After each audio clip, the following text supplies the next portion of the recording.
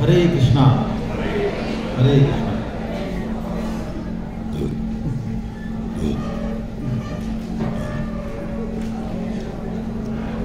हरे कृष्ण कृष्ण कृष्ण हरे हरे, हरे राम राम राम हरे हरे। हरे कृष्णा कृष्णा कृष्णा हरे हरे, हरे राम राम राम हरे हरे। हरे कृष्णा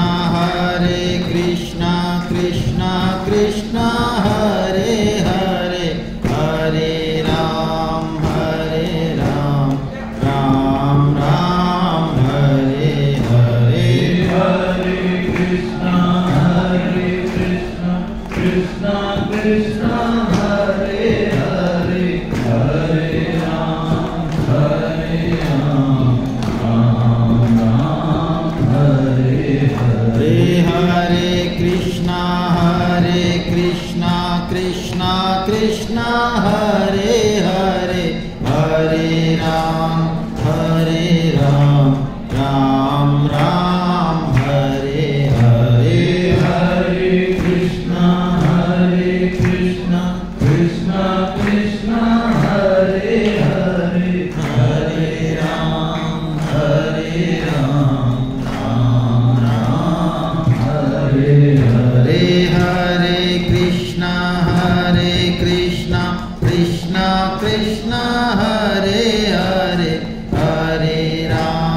हरे राम राम राम हरे हरे।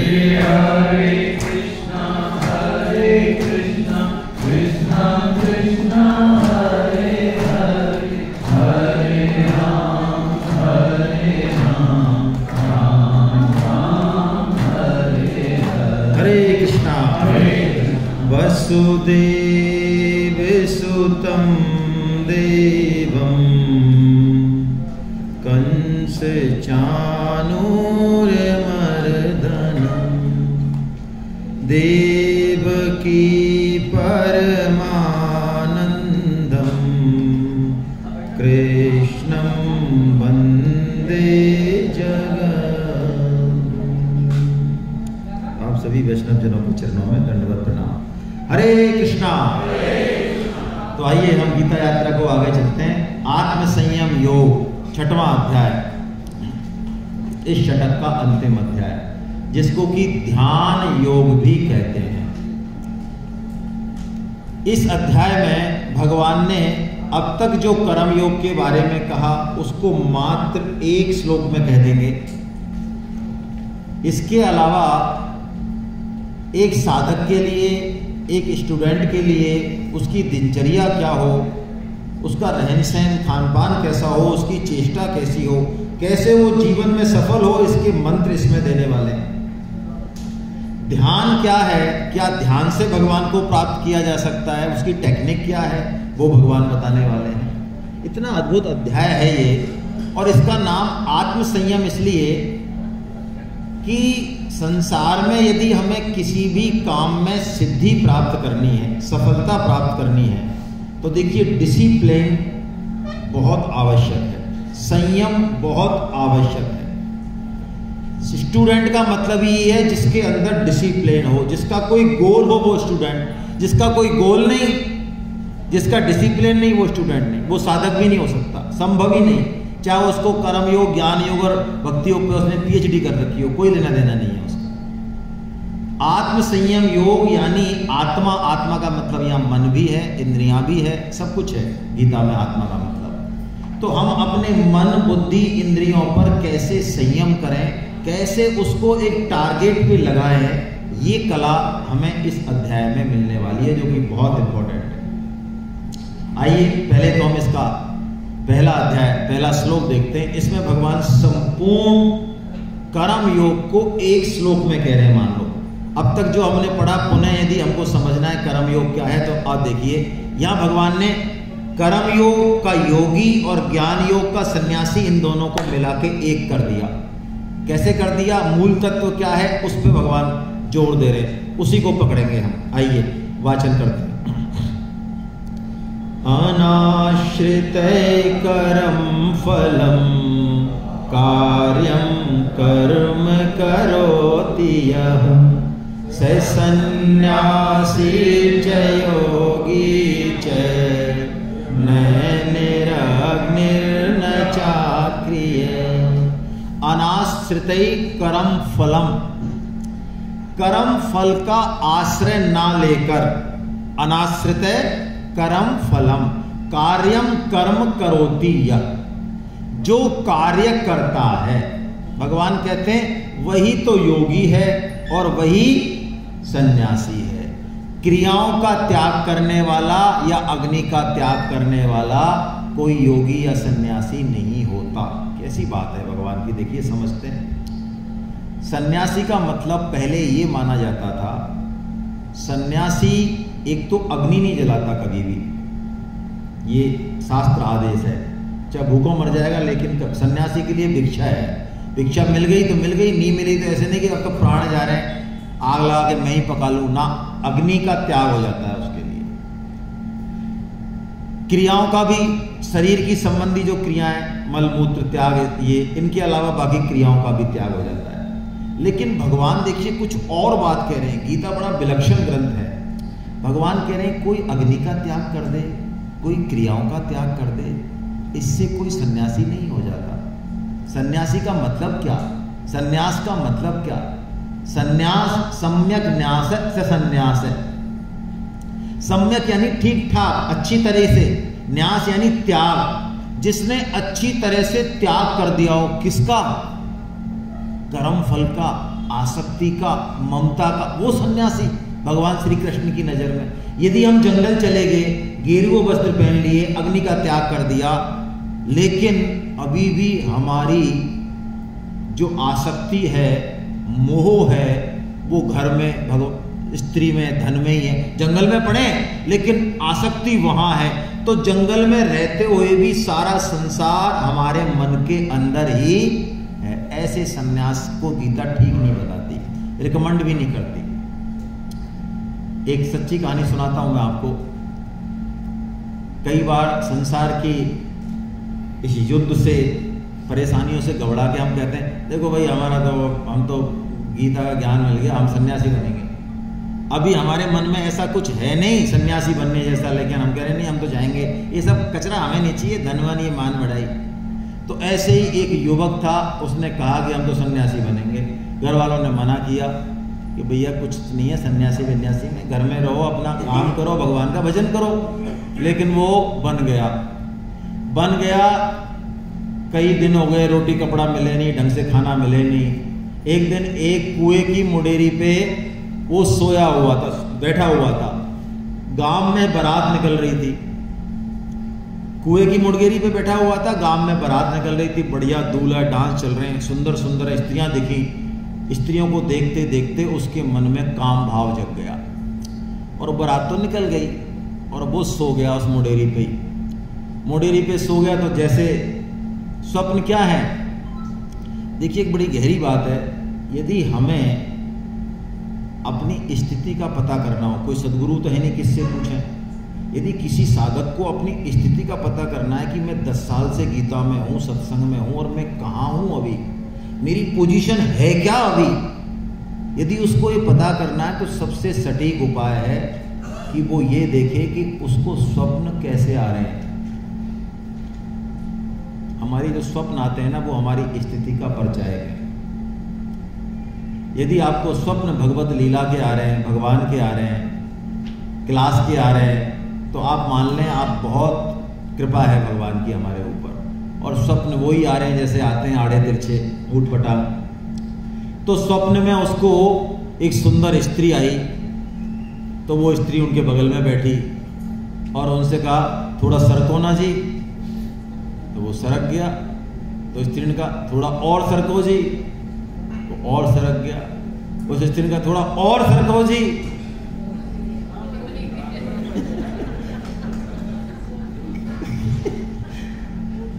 भाई साहब नीचे गए। ऐसे सन्यास से कोई फायदा नहीं है।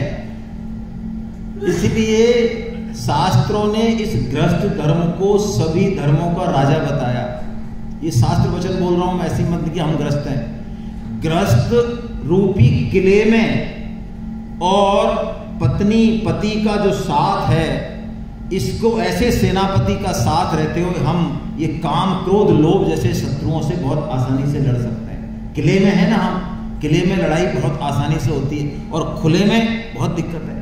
इसलिए शास्त्रों ने कलयुग में सन्यास की रिकमेंडेशन नहीं की हमारे जैसे लोगों के लिए। तो भगवान यही कह रहे हैं कि सिर्फ अग्नि का त्याग करने से कोई सन्यासी नहीं हो जाता। यदि आप ग्रस्त में रहते हुए आपके मन में अटैचमेंट है ही नहीं, आपने मान नहीं रखा, हाँ पालन के लिए, कर्तव्य पालन के लिए सब अपने हैं, ट्रस्टी के रूप में हैं आप, लेकिन अंदर से आपकी पकड़ नहीं है, तो गीता कहती है आप सन्यासी हैं, आप योगी हैं। आप जिस देश और वेश में हो कोई फर्क नहीं पड़ता। देखिए गीता पढ़ते पढ़ते ऐसा भाव आ सकता है आपके धीरे धीरे कुछ समय बाद कि आपके घर में सोने की ईंट आए, कोई आपको बिजनेस में बहुत फ़ायदा हो, तो बहुत ज़्यादा आपको खुशी नहीं होगी अंदर से, आप समता में रहेंगे और आपको लगेगा कि यार हमारे अंदर तो समता आ गई है ना, हम तो बिल्कुल योगी बनने के कगार पे हैं। लेकिन आपकी तिजोरी में सोने की ईंट आए और समता बनी रहे, बहुत बढ़िया है, लेकिन उस समता की टेस्टिंग तब होगी जब किसी दिन पता चले कि तिजोरी से सोने की ईंट गायब हो गई है। महाराज जी पधारे, थोड़ा सा ले लें उनको, महाराज जी को। हरे कृष्णा। कौशिक साहब पधारे साहब, आपको प्रणाम सबको। तो ये मतलब है इसका, यानी ममता और आसक्ति, जो कामना, जो सबका बीज है, जो सबका बीज है सब पापों का, वो हमारे मन से जानी चाहिए, है ना। और कामना तब जाएगी जब भौतिक रसों की कामना की बजाय भगवत प्रेम, भगवान की सेवा का रस हमारे जो है मन में आएगा। तो भगवान ने यहाँ कर्म योग और संन्यास योग या सांख्य योग का सार बताया कि अनाश्रिते कर्म फलम कार्यम कर्म करोति या। भगवान कहते हैं वही सन्यासी है और वही योगी है। हम इस दोनों योगों का जो मूल तत्व है उसको पकड़ें, उस चीज को हम पकड़ेंगे तब जाके उस तत्व को समझ पाएंगे, नहीं तो नहीं होगा। अब देखिए, अब भगवान जो बोल रहे हैं बहुत प्यारी बात बोल रहे हैं। प्राय हम लोग दूसरों को दोषारोपण करते रहते हैं। प्राय हमारे जीवन में ये नहीं हुआ या ये हो गया, इसके लिए प्राय दूसरा दोषी है, पड़ोसी हो, अड़ोसी हो, कोई हो। लेकिन भगवान यहाँ बहुत स्पष्ट घोषणा कर रहे हैं कि अर्जुन सुनो, इस तू खुद ही खुद का मित्र है और खुद ही खुद का शत्रु है। इसलिए तू आपसे अपना उद्धार कर, अपना पतन मत कर। उद्धरेद आत्मनात्मानम न आत्मानम अवसादयेत आत्मैव ही आत्मनो बंधु आत्मैव रिपुर आत्मा। इस शब्द को हम, इस श्लोक को हम ठीक से समझें। परम श्रद्धेय स्वामी जी महाराज कहते हैं मनुष्य जन्म मिलना अपने आप में फुल प्रूफ गारंटी है कि हमको भगवत प्राप्ति करने के लिए सारा अवसर, सामर्थ्य, योग्यता सब कुछ मिल गई है, कोई कमी नहीं है। कमी है तो वो हमारी है, हमारे संकल्प की है। तुलसीदास जी कहते हैं ना, सो परत्र दुख पावहि सिर धुन धुन पछताए और काल ही कर्म ही ईश्वर ही मिथ्या दोष लगाए। हम भी प्राय यही करते हैं। सिस्टम को दोष देंगे, घर वालों को दोष देंगे, किसी न किसी को हम दोष देंगे, लेकिन दोष किसी का नहीं, वास्तव में होता भी नहीं। रामकृष्ण परमहंस जी की जो धर्म पत्नी है मां शारदा, उनका अंतिम उपदेश है ये।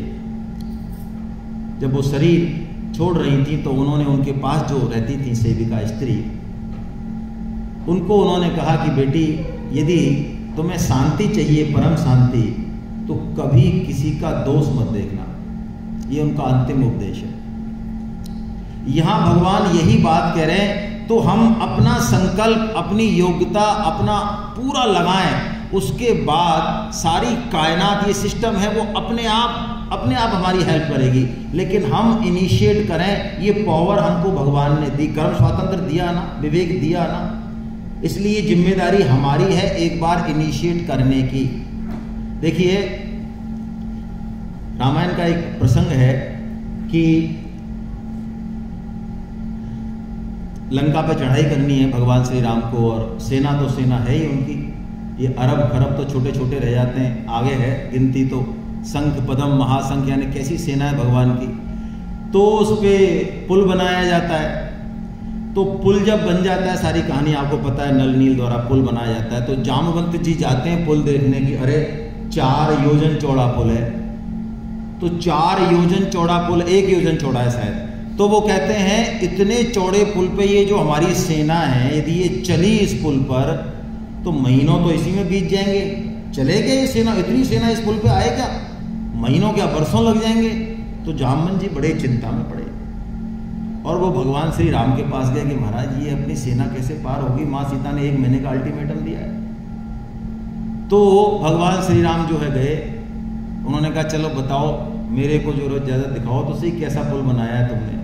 तो कहते हैं कि भगवान श्री राम जब पुल के पास खड़े हुए तो भगवान का जो सौंदर्य है, भगवान का जो रूप है, उसको देखने के लिए जितने भी समुद्र के जलचर हैं, बड़े बड़े भेल मछली, बड़े बड़े जानवर, वो सारे पूरे समुद्र में टसमस नहीं हो रहे हैं, एक से एक मैं देखूं पहले, और हट नहीं रहे। वो आ गए, सारे समुद्र में पानी की एक बूंद नहीं दिख रही है, बस उनकी पीठ ही पीठ दिख रही है। और वो ऐसे अटे हुए हैं मानो कोई पहाड़ भी गिर जाए तो वो हिलने वाले नहीं है। सेतु बंध ढिंग चढ़ी रघुराई, मेरे को तो याद नहीं आ रही है चौपाई। देखन कहूं प्रभु करुणा कंदा। भगवान की इस करुणा को देख के, इस बात को देख के जामवंत जी ने कहा कि महाराज हम यहाँ इतने दिनों से मेहनत कर रहे हैं, जब आप एक क्षण में ही इतना बड़ा पुल बना सकते हैं तो फिर आपने हमसे ये इतने मेहनत क्यों करवाई? इतने दिन से हम लग रहे हैं पहाड़ों को, पत्थरों को लाने करने, और ये हमने पुल बनाया। तो भगवान श्री राम जवाब देते हैं, जामवंत यदि तुम अपना पुरुषार्थ रूपी पुल नहीं बनाते तो मैं अपनी कृपा रूपी पुल कहां बनाता।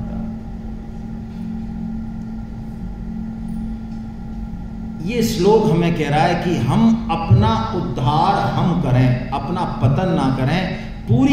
पूरी सामग्री, पूरा सिस्टम है हमारे पास। आप पक्की बात मानिए, हम जो ये कहते रहते हैं कि हमें सदगुरु चाहिए, हमें फलाना चाहिए, हमें ढीकना चाहिए, ये सब हटो बचो के तांगे हैं, कोई लेना देना नहीं है।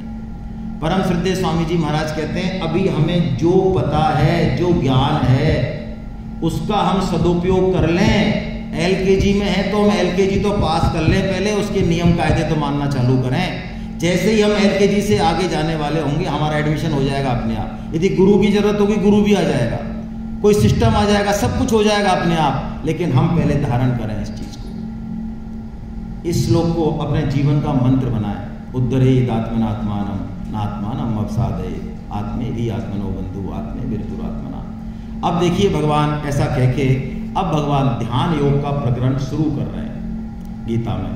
और ध्यान योग की बड़ी जबरदस्त महिमा है आजकल, बहुत संस्थाएं खुली हुई हैं और आप लोग भी उनके पीछे पीछे भागते हैं, 10-20 हज़ार रुपये देते भी हैं, और 2-3 दिन आँख का नाक पिचका के, और लगता है आपको कि हाँ बहुत अच्छा लग रहा है शरीर में, बहुत मन बुद्धि बड़े शुद्ध हो गए। गीता का ध्यान बहुत अलग है, इन ध्यान योगी की तरह उसका भौतिक लक्ष्य नहीं है। देखिए भगवान, यदि हम ध्यान योग के मार्ग पे चलना चाहें, परम श्रद्धेय सेठ जी महाराज यानी गीता प्रेस के जो संस्थापक हैं, परम श्रद्धेय जयदयाल जी गोविंदका साहब, वो डेली 3 घंटे ध्यान करते थे। और उनका ये मानना था कि ध्यान तीनों योगों में हेल्पिंग है, बहुत ज़्यादा हेल्पिंग है। लेकिन गीता का जो ध्यान योगी है उसके लिए भगवान पहले 5 शर्त बता रहे हैं। इस 5 शर्तों को हम ठीक से समझें तब हम ध्यान योग में आगे चलें। यदि ये 5 शर्त हम पूरी नहीं करते फिर हमारा ध्यान मन बुद्धि के लेवल पर होगा, उसका जो उद्देश्य है वो पूरा नहीं होगा। क्या कहते हैं भगवान? योगी युंजीत सतत मात्मानं रहसि स्थिता एकाकीयत चेतात्मा निराशीर परिग्रह, ये चीजें होनी चाहिए। निराशीर अपरिग्रह, अपरिग्रह, अपरिग्रह मतलब परिग्रह नहीं हो, संग्रह नहीं हो। अच्छा, हम गृहस्थ में हैं, हमारे पास संग्रह होना आवश्यक है या नहीं? अब आपके पास 5 संत आ जाएं, साधु आ जाएं, कृपा हो जाए मान लो, और आप गीता सेमिनार से गए आप कह दो महाराज देखो हमारे पास तो इतना ही आटा था, हमने खा लिया, हम कल की चिंता करते नहीं, आप तो पधारो नहीं हो, ऐसा कहेंगे? गृहस्थ के पास संग्रह होगा ही, होना ही चाहिए, उसके पास बाकी आश्रमों की जिम्मेदारी है। तो फिर अपरिग्रह का मतलब क्या? देखिए, 2 चीजें हैं, हमारे प्रारब्ध से हमको भोग मिलेगा, संग्रह मिलेगा, सारी सुविधाएं मिलेंगी, धन वैभव यश मिलेगा, रोक नहीं सकते आप, आएगा। लेकिन उसमें से जो हमारे पेट के लिए, हमारे परिवार के लिए, वो हमारा, बाकी साधन सामग्री है, भोग सामग्री नहीं है। ये अटल विश्वास रहे हमारा। श्रीमद् भागवतम में एक श्लोक है, यावत ब्रियेत जठरम तावत सत्वम ही देहिनाम अधिकम यो विमन्येत सस्ते न दंड मरहति। परम सत्य स्वामी जी महाराज जब इस श्लोक की व्याख्या करते हैं तो वो हंसते हैं। वो कहते हैं यदि जठरम यानी हमारे जठर यानी पेट में हमारे परिवार को जितना चाहिए उससे ज्यादा को यदि हमने अपना माना, रखने की बात नहीं हो रही है, अपना माना, उसमें स्वयत्व किया, तो स्वामी जी कहते हैं एक चोर की सजा जो होनी चाहिए वो हमारी सजा होनी चाहिए, हमारे डंडे पड़ने चाहिए। अपरिग्रह का मतलब साधन सामग्री समझे हम।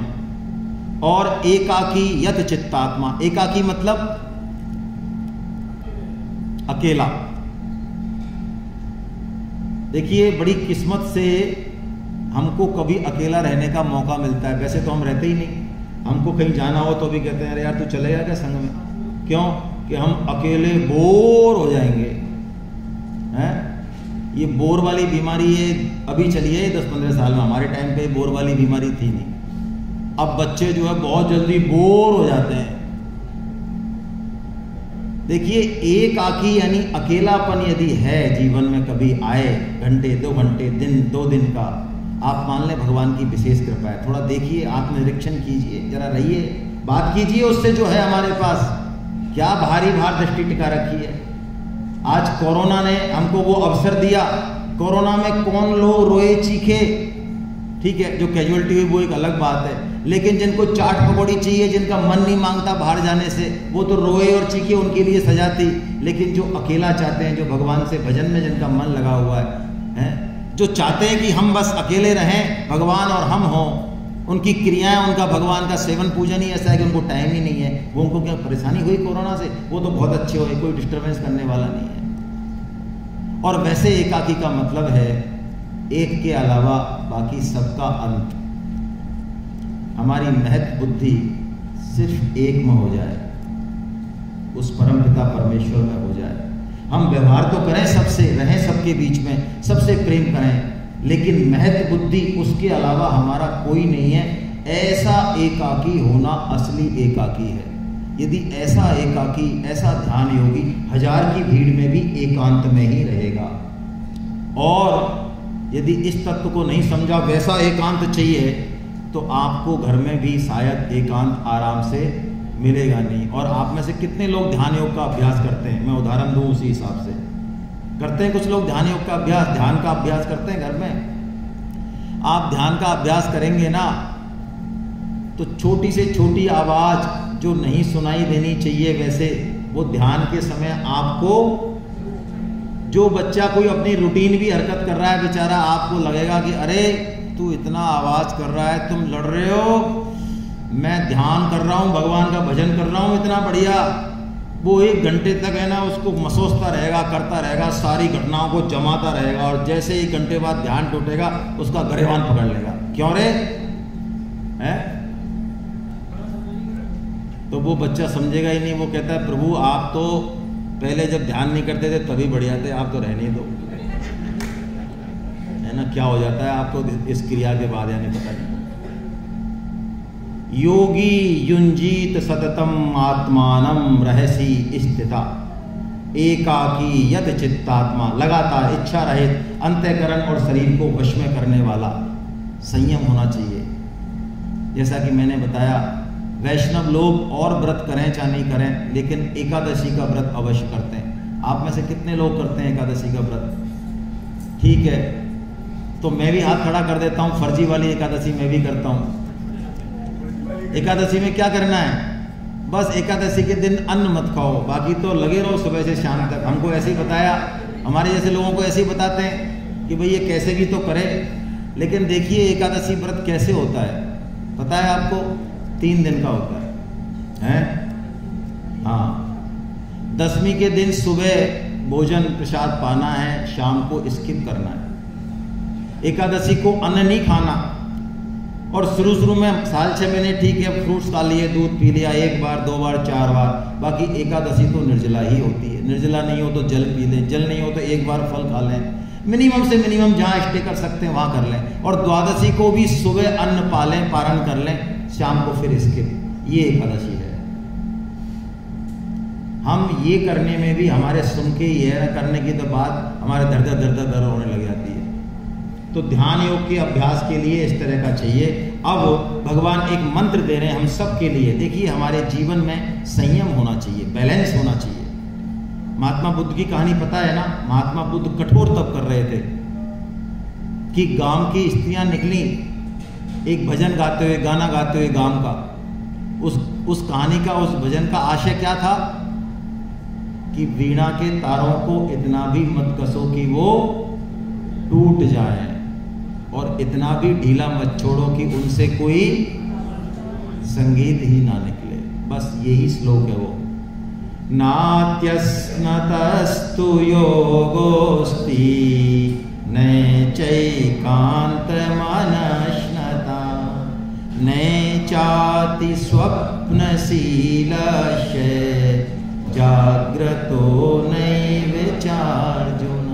ऊपर के श्लोक में अति सर्वत्र वर्जयेत।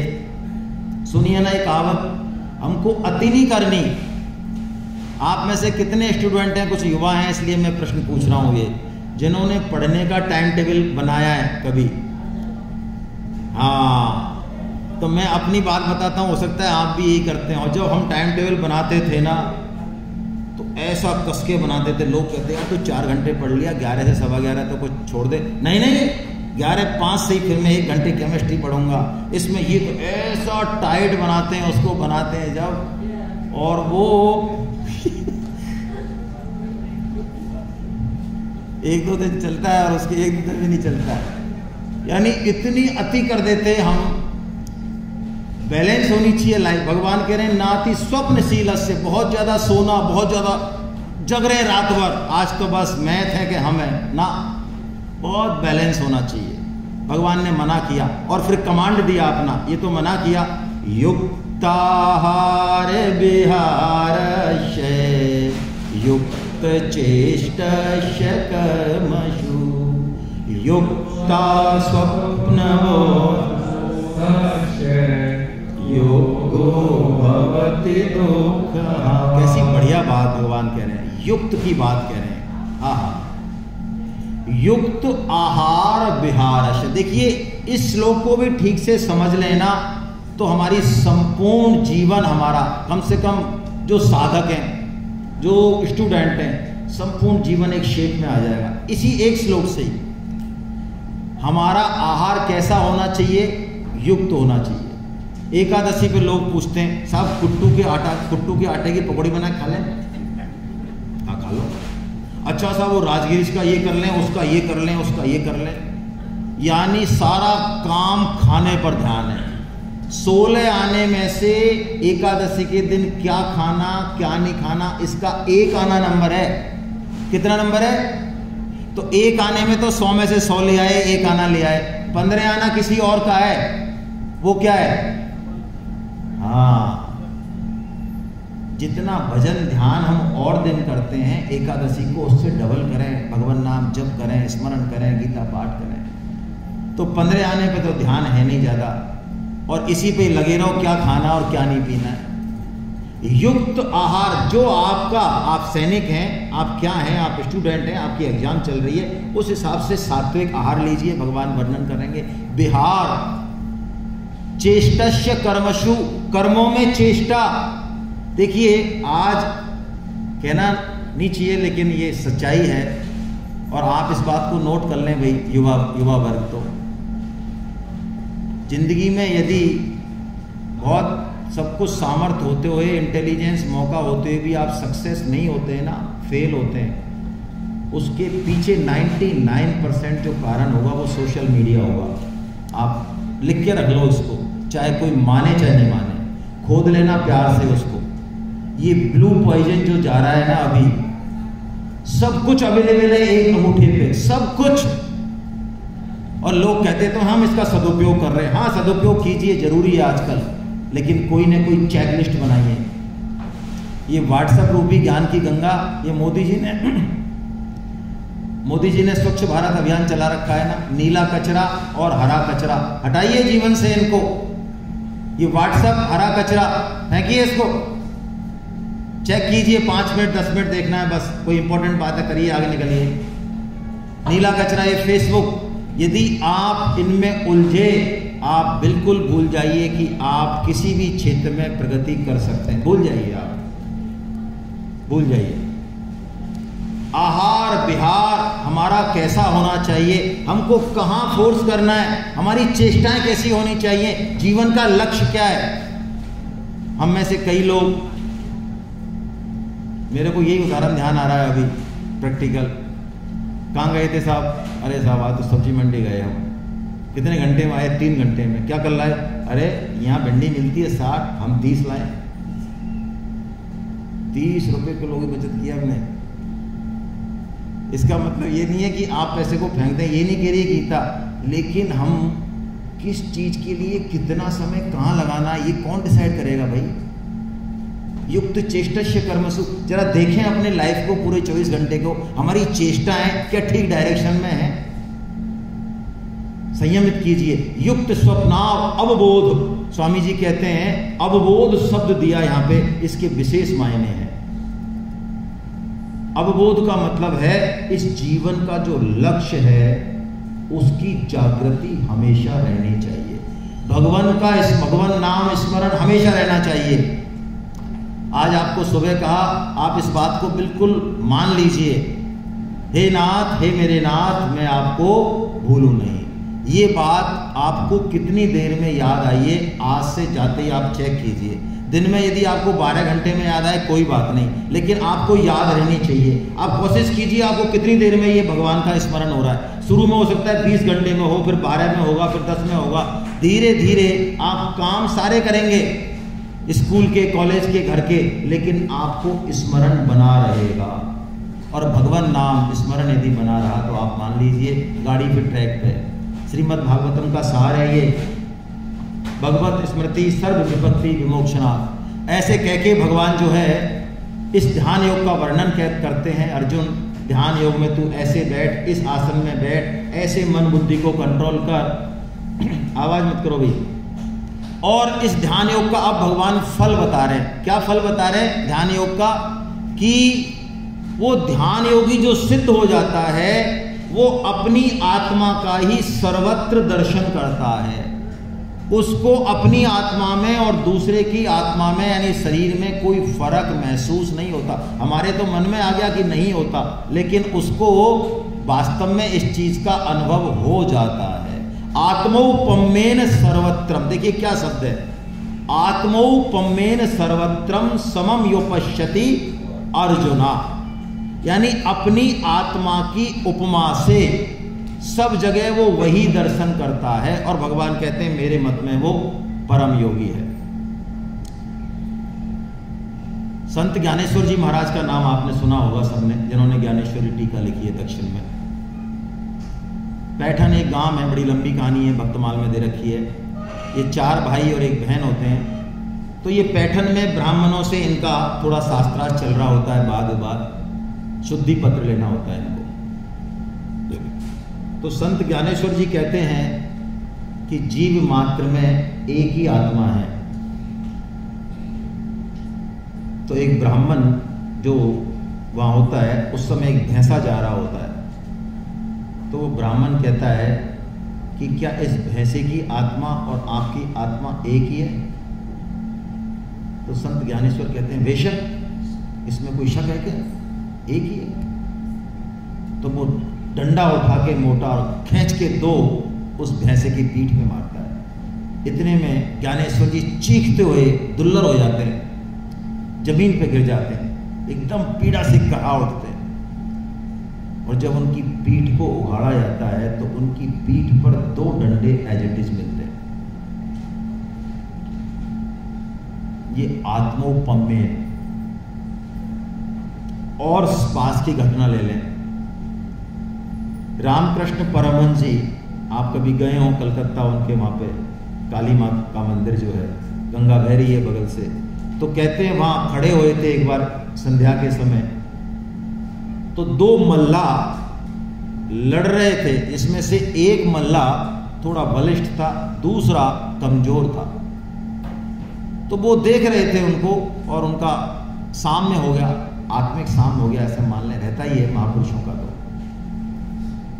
तो उस बलिष्ठ मल्ला ने एक घूंसा मारा उस कमजोर वाले को, और वो कराते हुए वो जैसे ही घूंसा मारा तो रामकृष्ण परमहंस जी बहुत दुबले पतले थे, शरीर ज़्यादा बलिष्ठ नहीं था उनका। तो रामकृष्ण परमहंस जी चिल्लाते हुए गिर पड़े एकदम वहीं पे, और मथुर बाबू उनका भतीजा दौड़ते हुए आया, तो उनकी पसलियों में इतना दर्द और वो घूंसे का निशान एज इट इज मिला। ये आत्मोपम्य। कर्म योगी, ध्यान योगी दूसरे के दुख को अपना दुख महसूस करता है। ये संत की परिभाषा भी है। तुलसीदास जी कहते हैं पर दुख दुख सुख सुख देखे पर। ये संत के लक्षण बताएं। यदि एक लाइन में चाहिए तो इससे बढ़िया परिभाषा कोई नहीं है। जो दूसरे के दुख में दुखी हो जाए, मुश्किल काम है ना, ज़्यादा मुश्किल नहीं है, हो जाते हैं अपन, लेकिन इससे भी अगली परिभाषा है, ये थोड़ा मुश्किल काम है हमारे लिए। सुख सुख देखे पर, दूसरे के सुख में हम, हाँ ये मुश्किल काम है, लेकिन वो वास्तव में ऐसा ही होता है। अब अर्जुन का एक बड़ा जबरदस्त प्रश्न है इस ध्यान योग के ऊपर कि भगवान आपने जो ये ध्यान योग बताया, ये तो बहुत कठिन लगता है मेरे को, मन को पकड़ना। अर्जुन कहते हैं तस्याहम निग्रहम मन्ने वायोरिप्सो दुष्करम प्रमाथि बलवद्दृढ़म। ऐसा मन है ये, इतना प्रमथनशील है, इतना जिद्दी है, इस मन को वश में करना मैं ऐसे मानता हूं जैसे इस कमरे की हवा को मुट्ठी में बंद करना। तो भगवान ये तो मेरे को ध्यान योग तो ज़्यादा मेरे लिए फिजिबल नहीं लग रहा, तो इस मन को वश में करना मेरे को तो नहीं लगता कि आसान है। तो ऐसा अर्जुन का प्रश्न है, तो भगवान उसका जवाब दे रहे हैं इस श्लोक में। वो प्रश्न नहीं लिया है, प्रश्न आपकी किताब में है, लेकिन उसका जवाब दे रहे हैं। बहुत प्यारा जवाब है। मन को वश में करने का भगवान जो उपाय बताते हैं, आप समस्त शास्त्र टटोल लें, ये 2 ही उपाय हैं बस जो भगवान यहाँ बताते हैं। और देखिए गीता कितनी विलक्षण है, इस श्लोक से थोड़ा सा हम दृष्टि डालें। यहाँ अर्जुन को भगवान 2 संबोधन देते हैं। इन 2 संबोधनों में मानो अर्जुन के प्रश्न का उत्तर छिपा है। आइए श्लोक का वाचन करें। असंशयं महाबाहो मनो दुर्निग्रहं चलम् अभ्यासेन तु कौन्तेय वैराग्येन च गृह्यति। क्या संबोधन दिया अर्जुन को? पहले तो कहा महाबाहो। महाबाहो यानी जो बलिष्ठ है, जो अभ्यास कर सकता है। अभ्यास के लिए कहा महाबाहो, और वैराग्य के लिए क्या कहा? कौन्तेय। क्योंकि अर्जुन की जो माता है कुंती, वो वैराग्य की मूर्ति है। पूरी जिंदगी उन्होंने प्रतिकूल परिस्थितियां सही, लेकिन मजाल है कि शिकन आई हो, कभी उन्होंने मर्यादा छोड़ी हो अपनी। एक कुंती माता ही ऐसी है, कुंती महारानी, समस्त इतिहास में जो बहुत विलक्षण वर मांगती है भगवान से। ऐसा वर किसी ने नहीं मांगा। विपदई संतून सस्वत तत्र तत्र जगत गुरु भवतो दर्शनम यत्साद्य पुनर्वर दर्शनम। तब पुनर्भव दर्शनम, वो भगवान से दुख मांगती हैं, विपत्ति मांगती हैं। हम उसको श्लोक को पढ़ेंगे तो हमें लगेगा कि जरूर कुंती महारानी जी का इसको कुछ कुछ गड़बड़ होगी, वरना हम ही नहीं मांग सकते ऐसा। वो इतना होके भी कैसे मांगती हैं, लॉजिक है उसके पीछे। तो भगवान कह रहे हैं अर्जुन तेरी बात बिल्कुल ठीक है, मन को वश में करना वास्तव में बहुत कठिन है। भगवान एग्री कर रहे हैं। ऐसे नहीं हमसे कोई बात कहने आए, हमारा बच्चा आए, ऑफिस में कोई आए, हम उसकी बात को काट देते हैं एकदम से ना। भगवान की टेक्निक देखिए, अर्जुन की बात को भगवान वेलकम कर रहे हैं। यस अर्जुन, असंशयम महाबाहो मनोदूनोर्ग्रहम चलम, बिल्कुल ठीक कह रहा है तू, मन को वश में करना वास्तव में कठिन है। लेकिन सुन अर्जुन, अभ्यासेन तु कौन्तेय वैराग्येन च गृह्यते, अभ्यास से और वैराग्य से इसको वश में किया जा सकता। अभ्यास क्या? अभ्यास क्या? मैं एक कहानी सुनाता हूं आपको। अभ्यास क्या होता है इसको समझने के लिए। हम जो अभ्यास समझते हैं वो तो ठीक है, आप बता देंगे परिभाषा। तो एक पहलवान एक गांव में रोज एक बड़ी भैंस को उठा देता है। लोग इकट्ठे होते हैं, देखते हैं, लोग कहते हैं यार गजब। लोग उससे पूछते हैं यार तुम इतनी बड़ी भैंस को उठा देते हो, कैसे उठाते हो? तो वो पहलवान जवाब देता है कि मैं तो भैंस को उठाता ही नहीं। रोज पूछते हैं, रोज जवाब देते हैं मैं तो भैंस को नहीं उठाता। एक दिन एक जिज्ञासु ने पूछा यार तुम रोज भैंस को उठाते हो? अकेले में पूछा, सबके सामने नहीं। और हम पूछते हैं जब कहते हो भैंस को नहीं उठाते हो, ये चक्कर क्या है यार, बताओ ना, मतलब कैसे, क्या बात है? तो वो व्यक्ति कहता है कि जब इसका जन्म हुआ तब से मैं इसको रोजाना बिना नागा उठा रहा, मेरे लिए ये आज भी वही बछड़ा है, भैंस तुम्हारे लिए होगी। यदि हमें कोई सब्जेक्ट, कोई थ्योरम परेशान करे तो आप डरिए मत, पटकिए उसको अभ्यास की शिला पर और लगाइए जरा घोंटा सुबह शाम, चटनी बन जाएगी उसकी। जो अभी आप डरते हो ना, नहीं नहीं नहीं ये मैथ मेरे लिए ऐसी है, ये मेरे, कुछ नहीं है। जो सबसे कमजोर, सबसे जिसमें डर लगता है आपको, उसी को लाइए अभ्यास की शिला पर, आप फर्राटेदार दौड़ेंगे उस पर। थोड़ा विश्वास तो कीजिए, करिए तो सही। और कलयुग में परम श्रद्धेय स्वामी जी महाराज अभ्यास की कुछ अलग परिभाषा बताते हैं हमारे लिए। कलयुग में हमारे लिए नियम बहुत सरल है। क्या अभ्यास? कि केशव कूकिए मत कूकिए असार, और रात दिवस के कूकते कबही तो सुने हूँ पुकार। और राम राम रटते रहो जब लगी घट में प्राण, और कबहू तो दीन दयाल के भनक पड़ेगी खां। कोई सामर्थ्य नहीं है हमें ज्यादा, ये ज्ञान व्यान की बातें कोई ज्यादा इनमें मतलब नहीं है। बस हम तो राम राम राम राम राम राम राम राम राम राम भगवान नाम जब हरे कृष्ण कृष्ण कृष्ण हरे हरे, हरे राम राम, सब कुछ सही हो जाएगा। सब कुछ संतों का कहना है तो अटल है। भगवान की हिम्मत है क्या जो बात टाल दे? संतों की हिम्मत नहीं है भगवान की। यदि संत कहते हैं कि भगवान नाम जप से सब कुछ मिलेगा तो मिलेगा, और लॉजिक भी है, हालांकि लॉजिक की जरूरत नहीं है। तो भगवान ने कहा अर्जुन तू ऐसे करके अभ्यास कर। अभ्यास और वैराग्य से क्या नहीं होता, सब कुछ हो जाता है।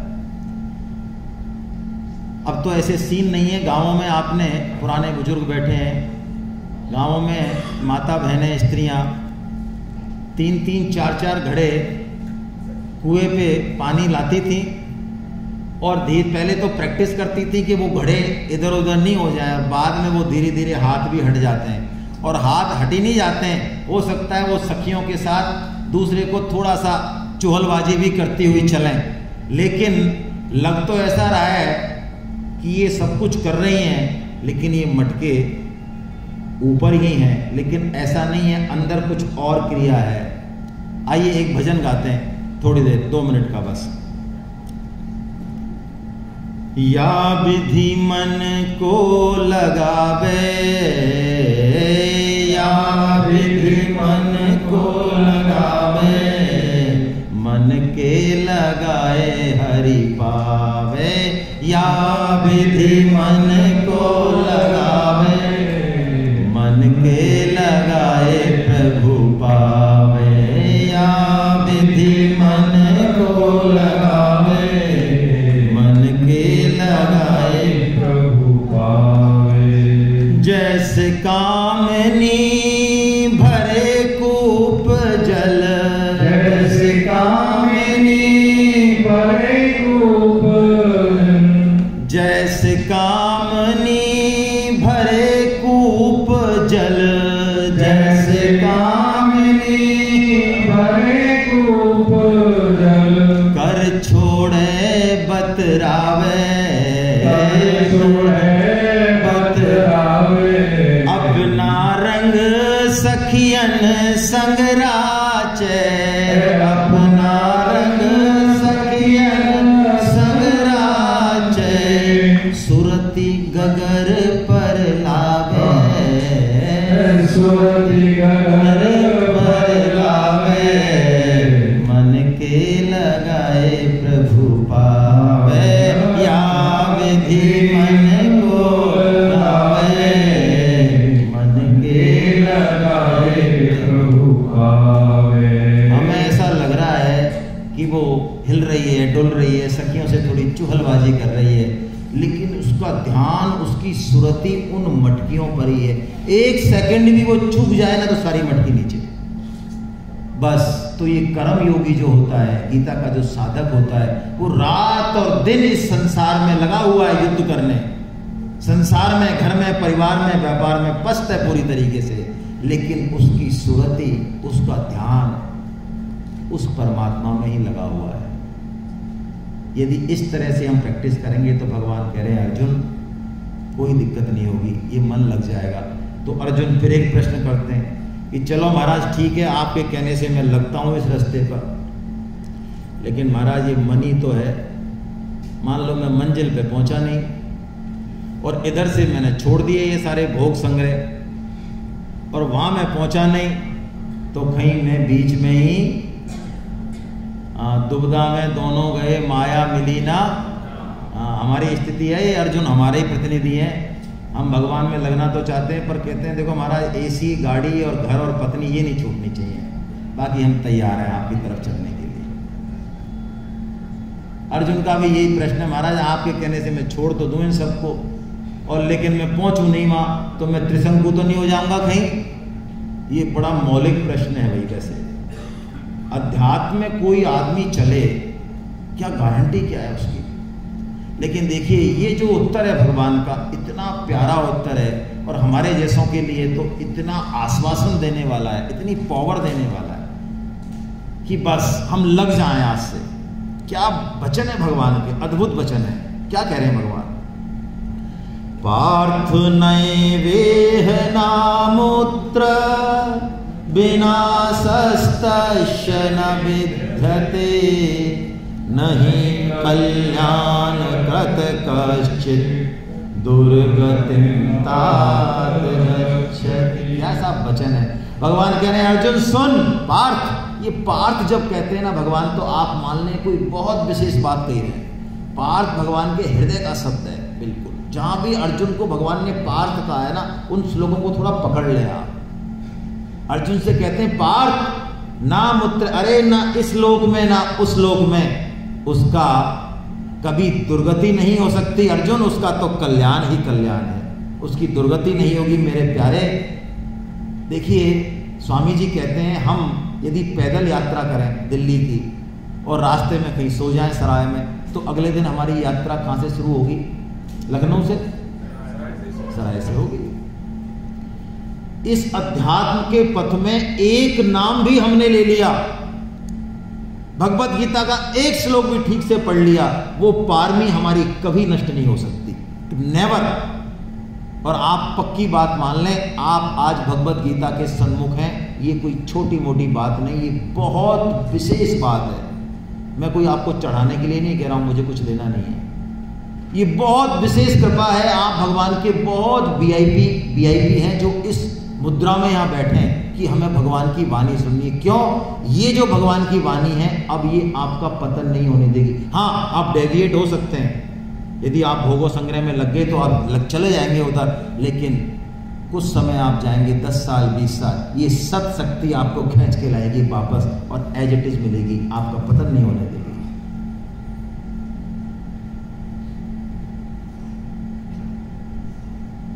ऐसा बीज है ये, कभी नहीं। रहे संत को संत, ऊंच नीच पलटे नहीं, रहे संत को संत, ऐसा भगवान का एक वचन है। और भगवान यहाँ योग भ्रष्ट की चर्चा कर रहे हैं। योग भ्रष्ट का मतलब ऐसा साधक जो सिद्धि को प्राप्त नहीं हुआ, साधना में बहुत ऊंचा है, ये हमारी बात नहीं हो रही है। योग भ्रष्ट एक बहुत ऊंचा साधक है जो अंत समय में टारगेट को हिट करने से चूक गया, किसी छोटी मोटी कामना की वजह से, किसी कारण से। जैसे कि जड़ भरत की कहानी सुनी है आपने? कितने लोगों ने नहीं सुनी, वो हाथ खड़ा करें। बहुतों ने नहीं सुनी, तो मैं 1 मिनट लेता हूं बस। राजा भरत जो पूरी पृथ्वी के राजा हैं, उन्होंने 1 करोड़ वर्ष तक राज्य किया। क्या नहीं था उनके पास? इंद्र भी शर्माता है। वो उसको जब समय आता संन्यास का, छोड़ के चल देते हैं, जंगल में तपस्या करते हैं उस भगवत प्राप्ति के लिए।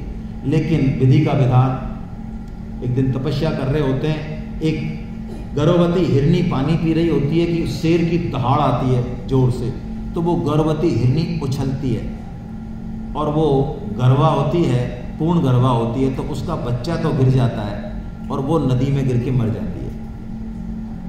वो उस बच्चे को ले आते हैं, उसका पालन पोषण करते हैं, उसको रखते हैं।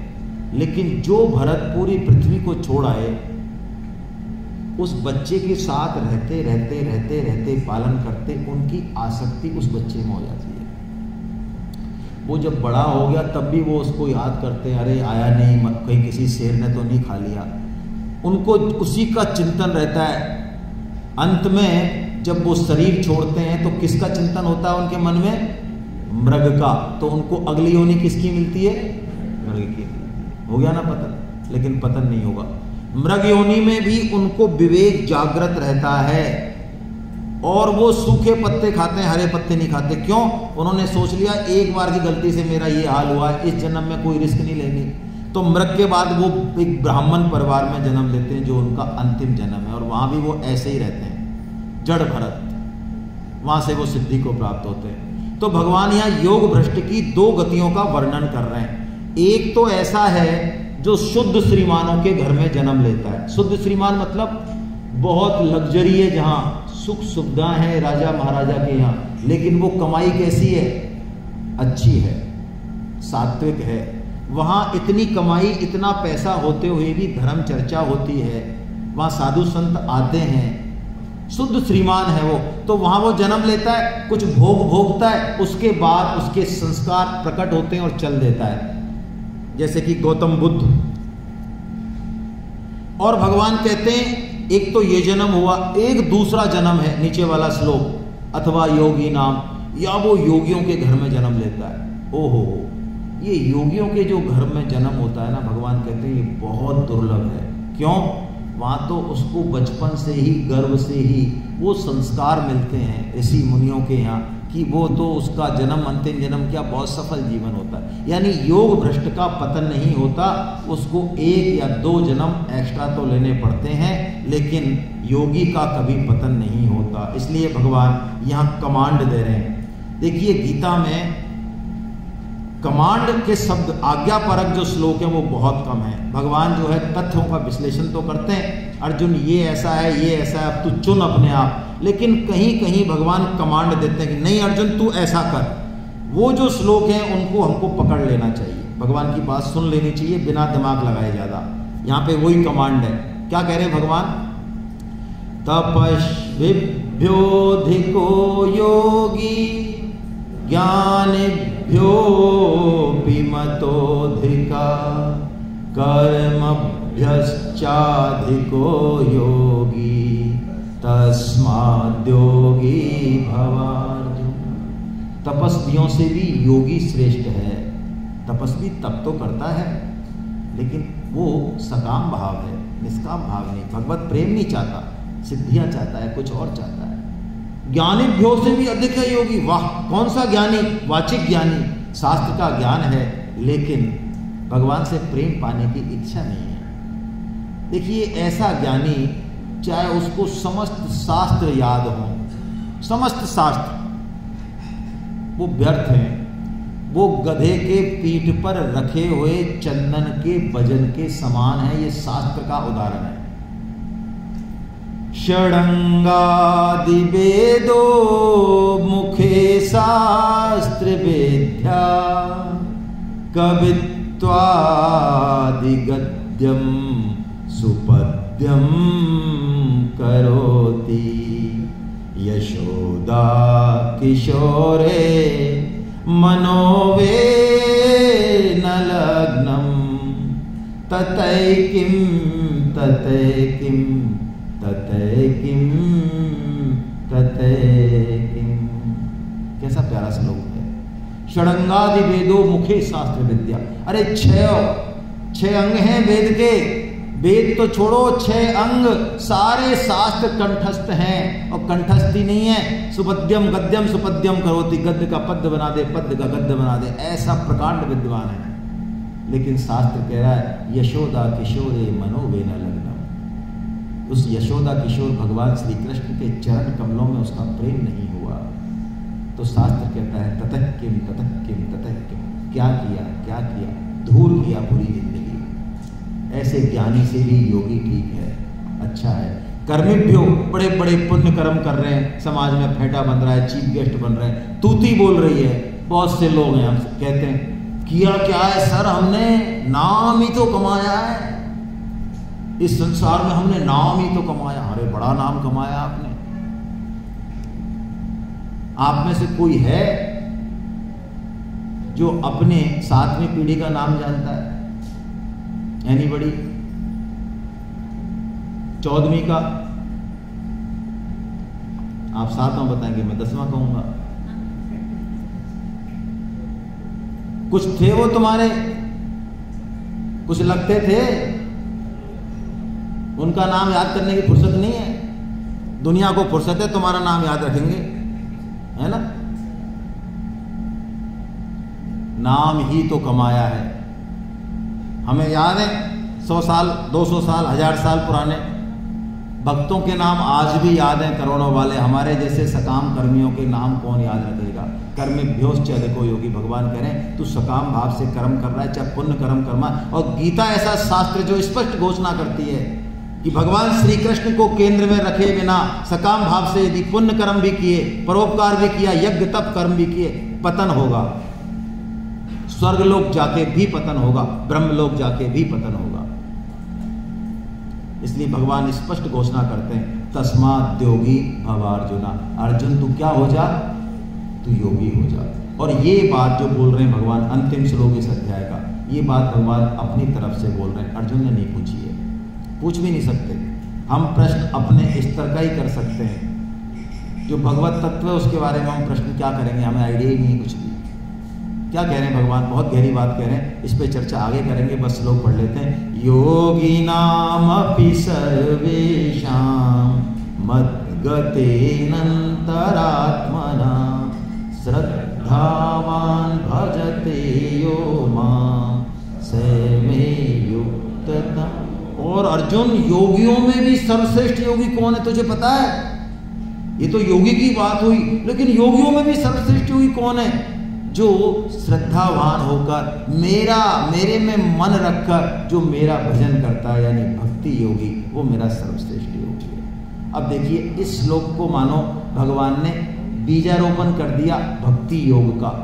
अब भक्ति योग के बारे में भगवान बिना पूछे ही अर्जुन को कहेंगे। अब 7वें अध्याय से भक्ति योग शुरू हो गया, भगवान ने यहाँ बीज डाल दिया। और भक्ति क्या होती है, कैसी होती है, ये अब 7वें अध्याय में हम पढ़ेंगे। बहुत विलक्षण अध्याय है। भक्ति योग को गुह्यतम कहा स्वामी जी महाराज ने। इसमें अब ज़्यादा दिमाग नहीं लगाएं।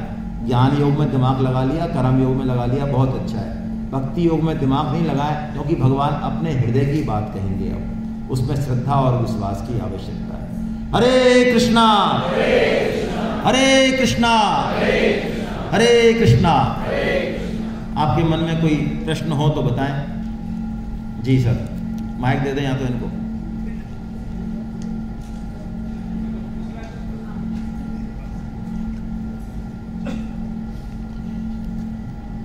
हरे कृष्ण। सर, आपने 35 में आपने जो मन को वश में करने की कोशिश बताई, तो अभ्यास से दो जगह आपने बताया, उदाहरण दीजिए। और दूसरा आपने बताया वैराग्य से, तो वैराग्य वाले वर्ड से उसको कैसे? मैं वैराग्य का बोल चुका था, समय बचाने के लिए मैंने नहीं बोला जानबूझ के। चलिए आपने पूछ लिया। देखिए, जो असत है ना, उसमें हमारा आकर्षण नहीं हो, महत्व बुद्धि नहीं। असत कौन? असत क्या? जो परिवर्तनशील है वो असत है। शरीर परिवर्तनशील है क्या? है या नहीं? आप, मुझे समझ नहीं आ रहा क्या कह रहे हैं आप। हाँ है ना, आप ऐसे ऐसे कर रहे हैं तो मुझे समझ नहीं आ रहा है। अच्छा, घर गाड़ी पत्नी पति, तो इनमें महत्व बुद्धि नहीं हो, इनका सदुपयोग तो हो। सत कौन है? एक परमात्मा, उनमें महत्व बुद्धि हो। बस यही वैराग्य असली, इससे बड़ा कोई और, ये असली वैराग्य है। इनमें हमारी महत्व बुद्धि हट जाए, नहीं हटेगी तो क्या है, वैसे भी किक मार के तो निकालना है ही हमको, नियति को। स्वामी जी कहते हैं स्वेच्छा से छोड़ दोगे तो मजा आ जाएगा, बात बन जाएगी, वरना तो किक मार के तो निकलने वाले हैं ही हम। है हिम्मत है किसी की? एक सेकंड रुक जाए, हिम्मत है? एक सेकंड। अच्छा, एक सेकंड की कीमत कितनी लगा सकते हो? 50 करोड़ खरीद लोगे? 100 करोड़ खरीद लोगे? 1000 करोड़ खरीद लोगे? ये वैराग्य है। चलिए, और कोई? बहुत बढ़िया। आप इसका मतलब बहुत गौर से सुन रहे हो, छोड़ोगे नहीं, पकड़ लिया आपने, अभ्यास बता दिया, वैराग्य नहीं बताया। बहुत बढ़िया। खाना खा के भी आपको जो है इतनी तंद्रा नहीं है। ठीक है, मैं इनवाइट करता हूं अब अगले वक्ता योगेंद्र शर्मा सर को। हरे कृष्ण हरे कृष्ण।